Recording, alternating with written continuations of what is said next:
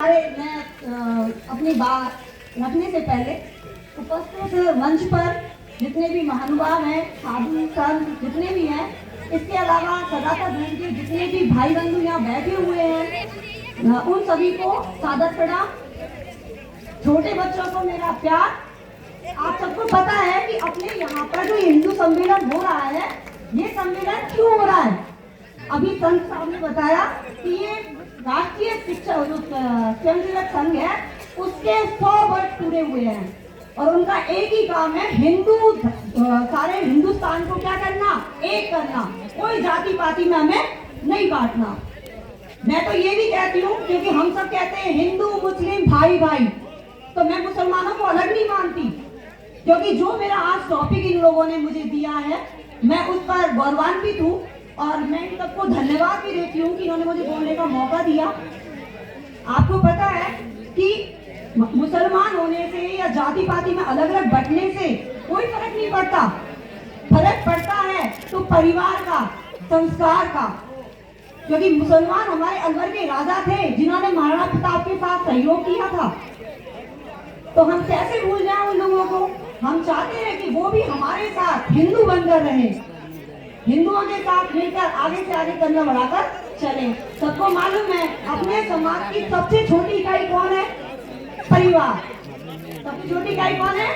परिवार। और परिवार केवल 4 दीवारी में माता पिता या भाई बंधु नहीं है, इसमें आपके चाचा चाची, ठीक है, दादा दादी, ये सारे मिलकर क्या बनाते हैं?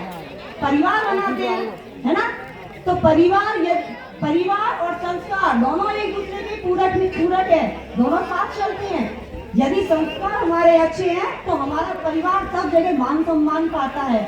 अभी हमारे संस्कार क्षमा चाहूंगी कि अपने बच्चों को वकील बनाओ, कलेक्टर बनाओ। मैं नहीं मानती वकील बनाओ, कलेक्टर बनाओ, पैसा कमाना हमारा उद्देश्य नहीं होना चाहिए। हमारा उद्देश्य होना चाहिए बच्चों में संस्कार डालना। मैं किसी बात पर अभी अपने मीडिया में आई थी, समाचार आया था कि एक पिता ने कोर्ट में केस किया, और वो केस किस बात पर किया कि उसका बेटा डॉक्टर बनकर अमेरिका चला गया।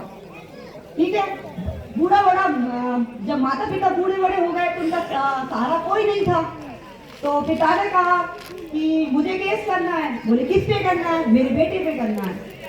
बोले क्यों करना है भाई केस?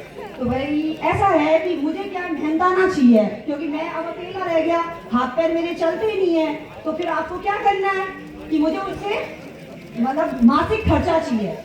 तो ठीक है, जज साहब ने तारीख दे दी, बेटे को भी बुलाया गया, बाप भी आया। जज साहब ने कहा कि बात तो सही है कि पिता ने पढ़ाया है तो भाई मासिक खर्चा तो देना बनता है। तो बेटे ने कहा ठीक है, मैं मना नहीं करता हूँ, आप पूछ लो कि इनको क्या चाहिए। तो पिता ने उनसे कहा कि मुझे सिर्फ मात्र 10 रुपए चाहिए, लेकिन अपने बेटे के हाथ से चाहिए। मुझे 10 रुपए तो चाहिए, लेकिन किससे चाहिए? मेरे बेटे के हाथ से चाहिए, ये मैं फोन पे या ऑनलाइन नहीं लूंगा। तो जज साहब से बेटा बोला कि सर मैं तो आ नहीं सकता हर महीने, क्योंकि मेरा तो खर्चा भी इतना हो जाएगा, फिर मेरे वहाँ पेशेंट भी रह जाएंगे। तो बोले ये तो तुम्हें पहले सोचना चाहिए था, हाँ करने से पहले। तो उस बाप ने क्या देखा, क्यों 10 रुपए मांगे? क्योंकि वो अपने बच्चे के साथ रहना चाहता था। मैं ये नहीं कहती कि डॉक्टर बन जा, चला जा, माँ बाप को भूल जा। और ये भूलने के कारण होता क्या है कि हमारे संस्कार, यदि हमने बच्चों को संस्कार दिए होते ना,